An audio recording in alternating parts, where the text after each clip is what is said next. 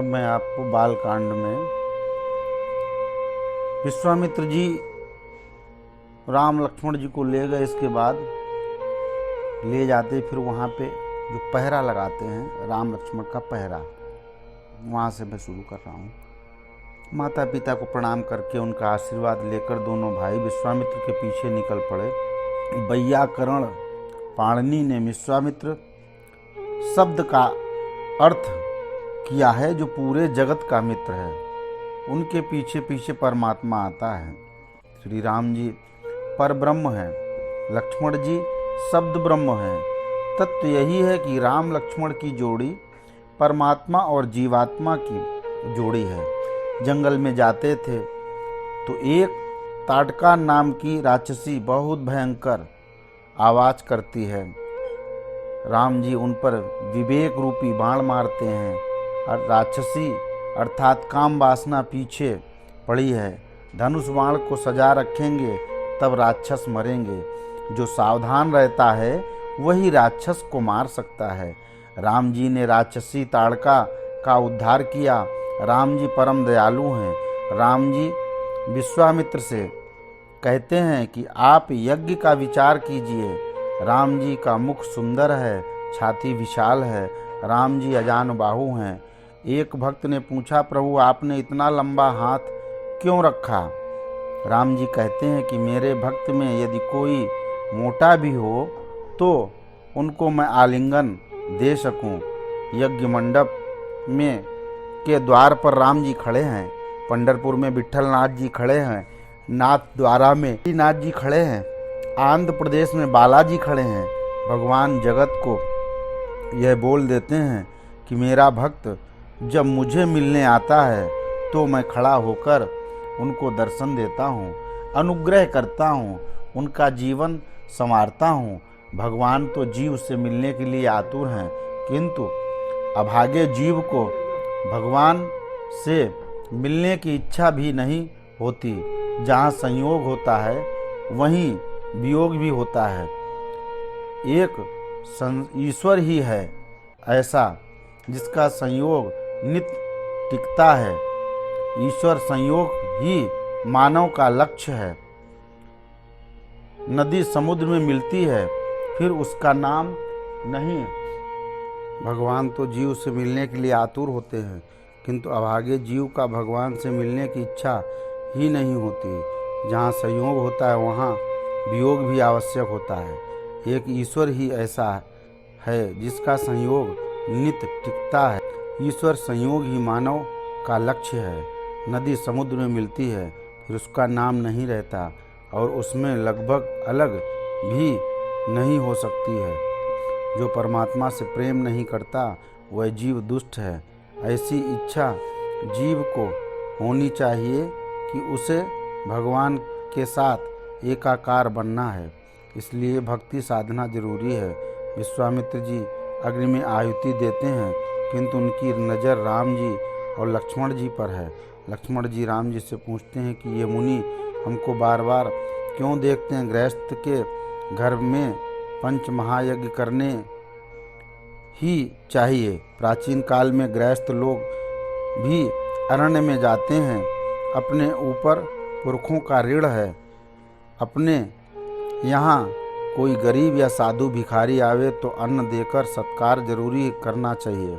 कुछ लोग तो भगवान को भोग करते हैं किंतु अग्नि का आहुति नहीं देते हैं। आप प्रेम से भगवान को भी खिलाइए। वैष्णवों की ऐसी इच्छा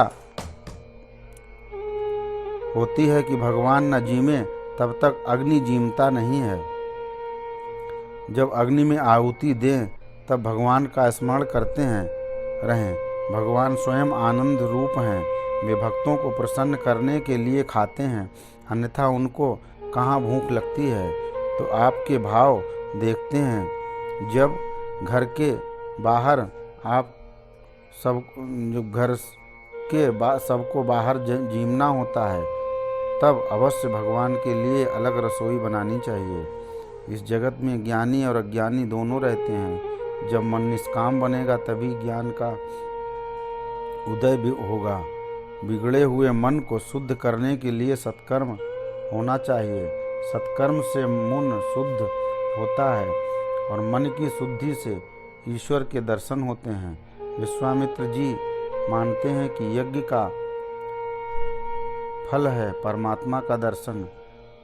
यहाँ प्रभु प्रत्यक्ष विराज रहे हैं। सच्चा वैष्णव वह है जो भगवान में सदा नज़र रखता है। सत्कर्म में अभिमान नहीं आना चाहिए।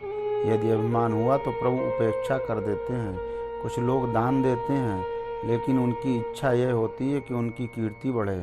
दान का अभिमान मत कीजिए। ऐसा समझिए कि भगवान ने कृपा करके उसे इसके निमित्त बनाया है और भाग्यवश मेरे हाथों से यह सत्कर्म हो पाया है। यह सद्भाव की भावना भगवान की कृपा से ही मिला है। कथा सुनते समय भगवान का नाम जप के कीजिए। फालतू मत बैठिए वरना मन चंचल बनेगा। सत्कर्म करते करते जब थक जाएं तब बिस्तर में पड़ते ही आपको नींद आ जाएगी। मन पर भरोसा मत कीजिए। मन पर भक्ति की अंकुश रखिए। हम रोज भगवान का दर्शन करते हैं फिर भी कुस्वभाव नहीं सुधरता। रामायण में कहा है कि मरीच और सुबाहु राक्षस होते हुए भी राम जी का दर्शन करने के बाद उनके कुस्वभाव सुधरे हैं। सीता जी का स्वयंवर। ब्राह्मण सत्कर्म करने के बाद भगवान से प्रार्थना करते हैं कि मेरा देश सुखी हो, सारी प्रजा सुखी हो। लोकोस मस्ता सुखिनो भवन्तु। स्वदोष दर्शन ईश्वर दर्शन का फल है। राम जी का स्मरण करने से मन बुद्धि सुधरती है। मारीच मन में सोचता है कि इन बालकों को देखकर आज मेरे मन में दया क्यों आती है, तो दूसरे दरवाजे से अंदर आ जाएं। किंतु वहाँ जाते हैं तो देखते हैं प्रत्येक द्वार पर राम लक्ष्मण पहरा देते हैं। कुछ यज्ञ ऐसे होते हैं जिनका अधिकार सिर्फ ब्राह्मण का ही है। आत्मा परमात्मा से मिलन को कहते हैं यज्ञ। आत्मा यजमान है और श्रद्धा पत्नी है। शरीर यज्ञ भूमि है।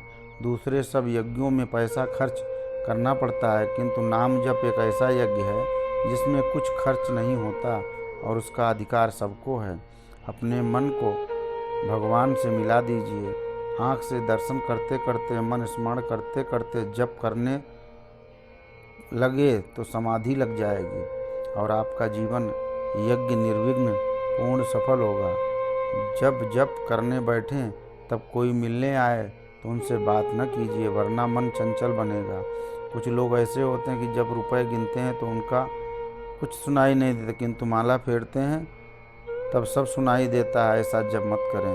मनुष्य आँख, कान और जीव से भक्ति नहीं करता है, इसलिए मन में पाप आता है। प्रत्येक इंद्रिय और भक्ति रस का पान करना जरूरी है। राम जी और लक्ष्मण जी ने निद्रा का त्याग करके 6 दिन रात यज्ञ का संरक्षण किया। विश्वामित्र जी ने उनको बला और अतिबला नामक मंत्र विद्या का उपदेश किया, जिसके प्रभाव के कारण भूख प्यास सता नहीं सकती। विश्वामित्र के यज्ञ का संरक्षण करके राम जी सिद्धाश्रम में विराजते हैं। उस समय जनकपुरी में कुमकुम पत्र आया कि जानकी का स्वयंवर होने वाला। विश्वामित्र ने राम लक्ष्मण से पूछा कि तुम जनकपुरी चलोगे? उन्होंने कहा कि आपकी जो आज्ञा होगी वही करेंगे। रास्ते में अहिल्या जी का आश्रम आया। ऋषि के शाप के कारण अहिल्या जी पत्थर बनकर पड़ी थी। विश्वामित्र जी कहते हैं, इस पत्थर को तुम्हारे चरण से स्पर्श करो। ये ऋषि पत्नी अहिल्या है। आपके चरण स्पर्श से उसका शाप विमोचन उद्धार होगा। राम जी कहते हैं, गुरुजी मैं किसी स्त्री का स्पर्श नहीं करता और यदि करें तो मुझे पाप लगेगा। ये मर्यादा पुरुषोत्तम का शील संस्कार है। राम जी को पाप का डर लगता है। आजकल के लोग को पाप का डर नहीं लगता। साधारणतः पाप करने के 2 कारण होते हैं, एक पैसे प्राप्त करने के लिए, दूसरा काम सुख भोगने के लिए। पाप का पैसा जहर से भी खतरनाक है। आपके पाप के पैसे कमाने वाले को कभी शांति नहीं मिलेगी। घर के लोगों की बुद्धि भी बिगड़ जाती है। अर्जुन में दया नहीं होती है। वे बिना कारण दूसरों के झगड़ा करते हैं, दूसरों से जलते हैं, दूसरों की खुशहाली सहन नहीं करते हैं, उसे बिगाड़ने की कोशिश करते हैं, दूसरों के दुख संकट में अपना स्वार्थ पूरा कर लेते हैं। ये सब राक्षसों के लक्षण हैं। राक्षसी व्यवहार से बचना चाहिए। अंत समय में जिनके हिसाब में घोटाला है उनको घबराहट होती है। इनकम टैक्स ऑफिसर को 1 साल का हिसाब बताने में जो घबराता है, उसको भगवान जब जीवन भर का हिसाब पूछेंगे तब क्या हालत होगी। इसका विचार करना चाहिए। सावधान रहना चाहिए कि व्यवहार में घोटाला न घुसे। आप दूसरे से चालबाजी कर सकते हैं किंतु ईश्वर से नहीं कर सकते। क्योंकि वे तन की और मन की सब बातें जानते हैं। मनुष्य मुनियों में जिंदगी भर का हिसाब जब भगवान पूछेंगे तो देना ही पड़ेगा। किए हुए पापों के लिए अंत में जीव को घबराहट होती है। छोटे से सफ़र के लिए मनुष्य बड़ी तैयारी करता है किंतु लंबे सफ़र की तैयारी कोई नहीं करता। उस पर सोचता विचारता नहीं। वाल्मीकि रामायण में कथा आती है कि सीता जी के पास जब हनुमान जी अशोक वाटिका में जाते हैं तब सीता जी से कहते हैं कि आप मेरे कंधे पर बैठ जाइए, मैं अभी आपको राम जी के पास ले जाऊंगा। सीता जी कहते हैं, हनुमान तू मेरे पुत्र जैसा है, तू बाल ब्रह्मचारी है, जितेंद्रिय है, पवित्र है, विद्वान है। आज तक मैंने राम जी को छोड़ किसी पुरुष का स्पर्श नहीं किया। मेरा इस जगत में आना एक दिव्य धर्म का आदर्श सिखाने के लिए है। राम जी विश्वामित्र से कहते हैं कि मैं इस पत्थर को प्रणाम तो कर सकता हूँ किंतु स्पर्श नहीं कर सकता। शास्त्रों में लिखा है जो ब्रह्मचर्य का पालन करता है उसको किसी स्त्री का स्पर्श नहीं करना चाहिए। रामायण में आता है कि राम जी ने अहिल्या को चरण से स्पर्श नहीं किया किंतु हवा के कारण राम का चरण रज उड़कर पत्थर पर पड़ा। अहिल्या का उद्धार हुआ। फिर अहिल्या राम जी की स्तुति करती हैं, कहती हैं, ऋषि के पाप के कारण मुझे आपके दर्शन का सौभाग्य मिला है और मेरा उद्धार हुआ है। जो बुद्धि काम सुख का चिंतन करता है वह पत्थर जैसी जड़ होती है। भगवान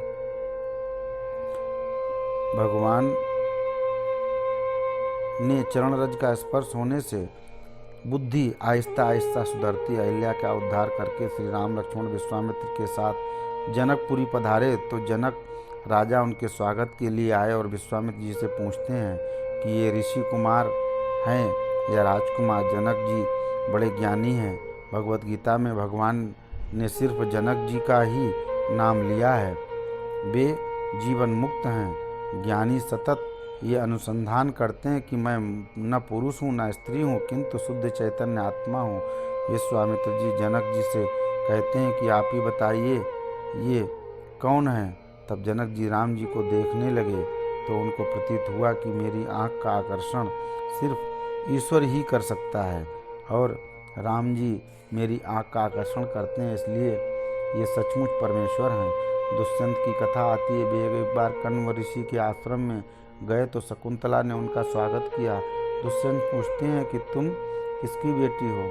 शकुंतला कहती है कि मैं कण्व ऋषि की कन्या हूँ। दुष्यंत कहते हैं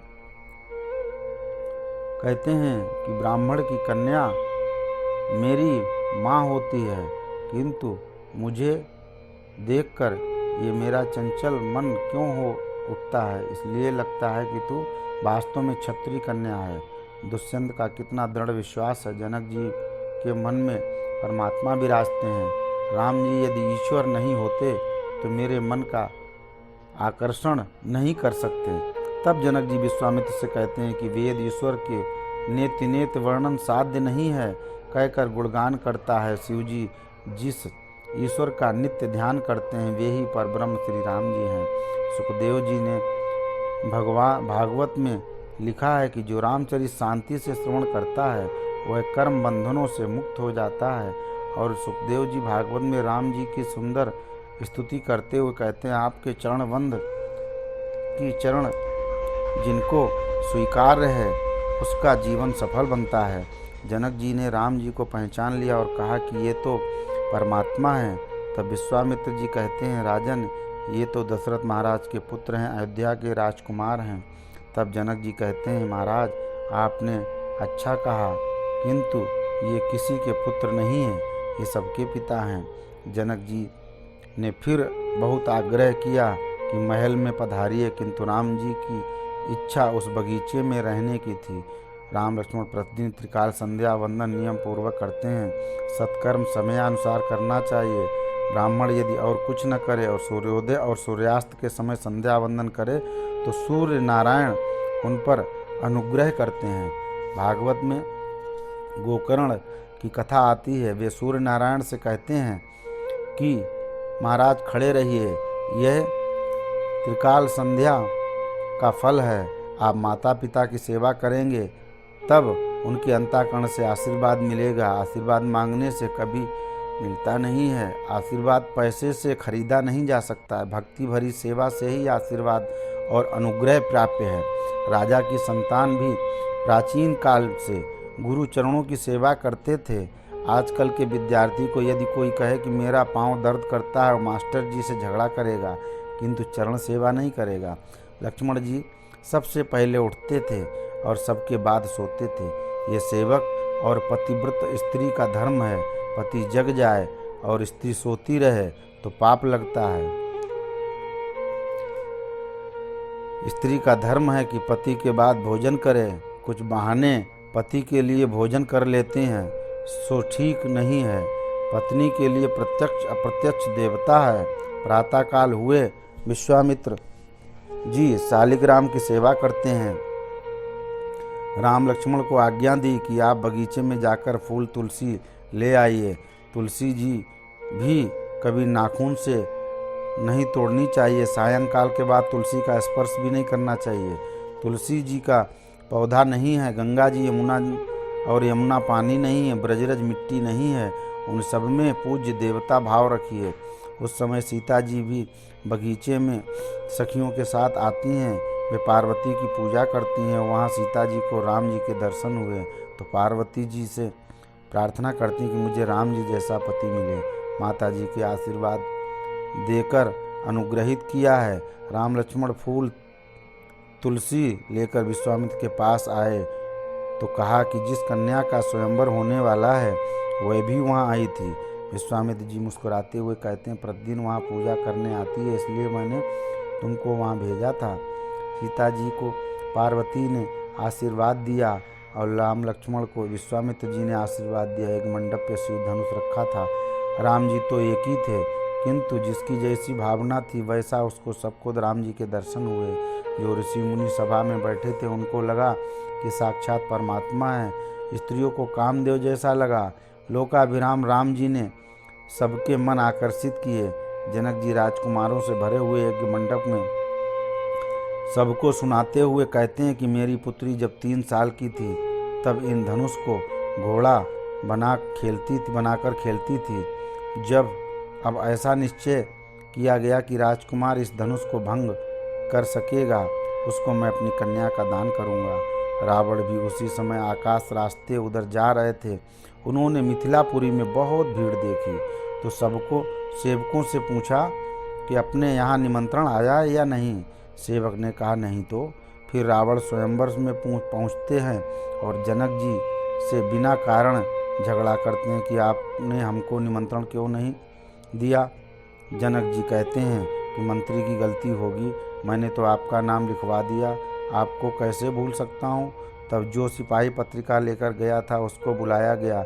रावण ने उससे पूछा कि तुम मेरे यहाँ कब आए थे और किसको पत्रिका देकर आए थे। सिपाही कहता महाराज मैंने सुना था कि आप लंका में समुद्र की उस तरफ विराजते हैं तो मैंने समझा कि ये समुद्र भी आपका नौकर होगा। मैं उस पवित्र पत्रिका को समुद्र में फेंक कर आ गया था।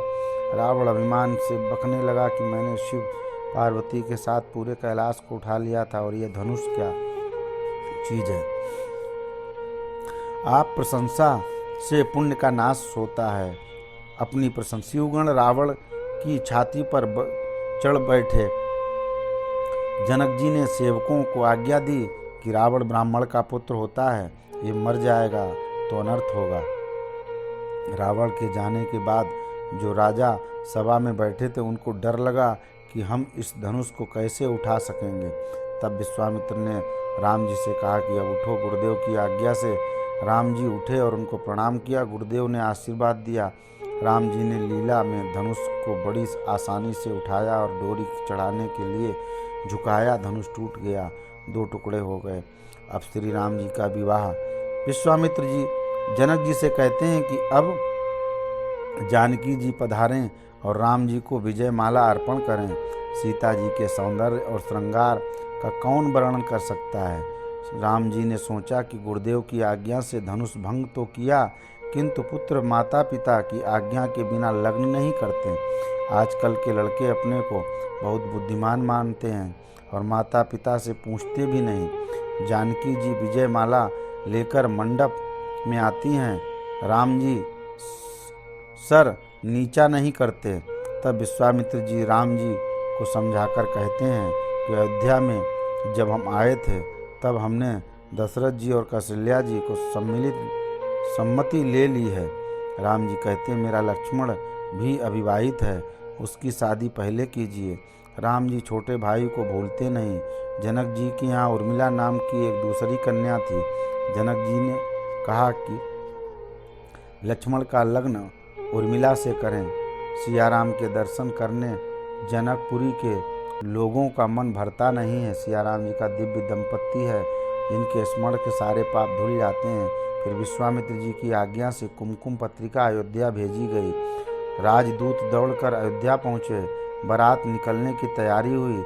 रास्ते में सबका ऐसा स्वागत हुआ कि अपने घर से सुखों को भूल गए। रामायण में लिखा है कि बारात जनकपुरी में दीपावली से पहले आई थी और बसंत पंचमी तक रही थी। नारद जी ने लग्न का मुहूर्त दिया। माघ शीर्ष शुक्ल पक्ष पंचमी तिथि। राम जी का वर घोड़ा निकला। कामदेव घोड़ा बनकर राम जी की सेवा करने आया था। जीव जब लगन करने जाता है तब काम उसकी छाती पर बैठता है। राम जी का सौंदर्य आँख को आनंद देता है। राम जी श्रृंगार नहीं करते तो भी सुंदर दिखते हैं। इस सुंदरता का कौन वर्णन कर सकता है। राम जी मर्यादा पुरुषोत्तम हैं। यदि जीव ईश्वर से लग्न करे तब सुखी होता है। राम जी सुवर्ण सिंहासन पर बैठे थे। चारों भाइयों के लग्न हुए। लक्ष्मण का उर्मिला के साथ, भरत जी का मांडवी के साथ, शत्रुघ्न की श्रुतकीर्ति के साथ। वशिष्ठ जी मंगलाष्टक बोलते हैं। सबको परम आनंद हुआ। राम जी को कहा गया कि अब कन्या को तुम स्वीकार करो तो राम जी कहते हैं प्रतिग्रहामि। फिर लक्ष्मण से बोलने को कहा गया कि तो लक्ष्मण कहते हैं कि हम क्षत्रिय दान तो देते हैं, लेते नहीं, इसलिए मैं प्रतिग्रहामि नहीं बोलूँगा।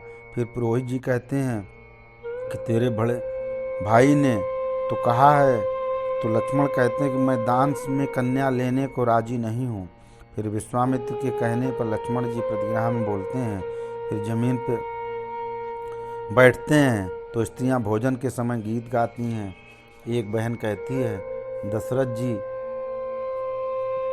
को बुढ़ापे तक संतान कहाँ हुई थी। इन रानियों ने खीर खाई तब जाकर पुत्र हुआ। राम जी ऐसे बड़े भाग्यशाली हैं कि इनको सीता जी जैसी सर्वोत्तम कन्या मिली है। लक्ष्मण जी को यह विनोद सहन नहीं हुआ। वे कहते हैं अयोध्या में तो क्षत्रियों को संतान के लिए खीर खानी पड़ती है, लेकिन यहाँ जनकपुर में आने के बाद पता चला कि स्त्रियों को इतनी भी तकलीफ नहीं उठानी पड़ती है, क्योंकि लड़कियाँ जमीन में से स्वयं निकल आती हैं।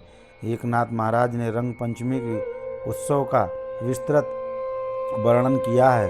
सीता ने हाथ में 2 रत्न लिए और राम जी से पूछा एक है या 2। राम जी कहते हैं एक है। स्त्रियां हंसने लगती हैं कि अब तो लगन हो चुका है, 1 से 2 बन गए, फिर भी ये एक ही कहते हैं। लक्ष्मण जी कहते हैं सिया राम जी अभिन्न हैं, इसलिए एक ही हैं। प्रभु ने ठीक कहा है, लग्न के बाद पति पत्नी का स्वास्थ्य एक हो और तभी लग्न सफल होता है, लेकिन पति पत्नी का तत्व एक ही है। जनकपुरी के संत कहते हैं सीता जी के साथ स्वयंवर के बाद जनक जी ने राम जी का राज्याभिषेक किया था। वहाँ के संत मानते हैं कि जनकपुरी में सिया राम जी अखंड विराजते हैं।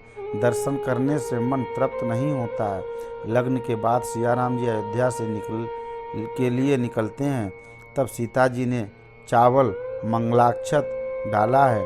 इस कारण मिथिला में चावल बहुत उत्पन्न होता है। रास्ते में परशुराम जी मिले।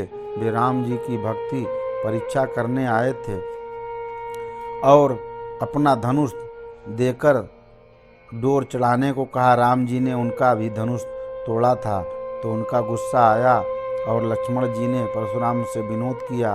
परशुराम चेत गए। भगवत भाव से राम जी की स्तुति करते हैं। फिर प्रभु सपरिवार अयोध्या पधारे। अयोध्या की प्रजा सिया राम जी का दर्शन कर हर्षित होती है। दशरथ जी कौशल्या आदि रानियों से कहते हैं कि ये दूसरे घर की लड़कियां अपने घर आती हैं तो पलकें जैसे आँख का ख्याल रखती हैं, ऐसा इनका ख्याल करो। दशरथ महाराज बड़े सुखी थे। सुख के दिन जाने में देर नहीं लगेगी, इसलिए दिन के बाद रात और सुख के बाद दुख आता है। ये सृष्टि का क्रम है। राम जी ने ये लीला करके बताई। ये था बालकांड का सार जो श्री रामचरितमानस में बताया है।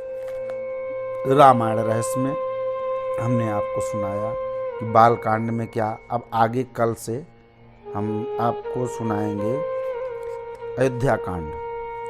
तो प्लीज़ शेयर करिए, लाइक करिए और हंसते रहिए। अपना ख्याल रखिए, भक्ति खूब करिए। जय हो।